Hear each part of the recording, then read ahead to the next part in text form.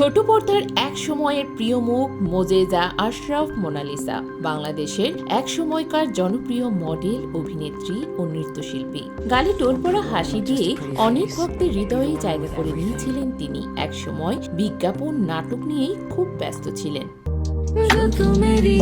Mona Lisa Glamour জগতের মোহমায়া কাটিয়ে বহু আগেই পাড়ি জমিয়েছিলেন যুক্তরাষ্ট্রে।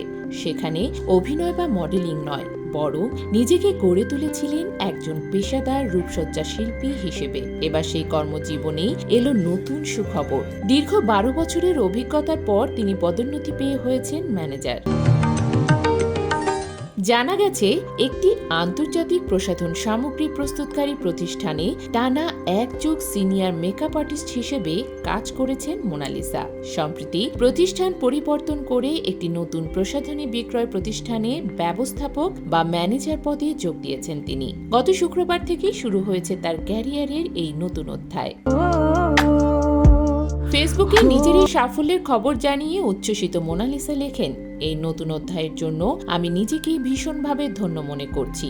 কঠোর পরিশ্রমই আমাকে আজকের এই জায়গায় এনে দাঁড় করিয়েছে। নতুন দায়িত্ব পেয়ে আনন্দ ও কৃতজ্ঞতায় ভরে উঠেছি। সামনে অপেক্ষা করছে নতুন চ্যালেঞ্জ, নতুন সম্ভাবনা। তিনি আরও জানান, অভিনয় ও মডেলিং আমার ভালোবাসা, কিন্তু মেকআপ আমার প্যাশন। যুক্তরাষ্ট্রে এসে বুঝেছি এই সেক্টরে আমার আরও অনেক কিছু করার আছে।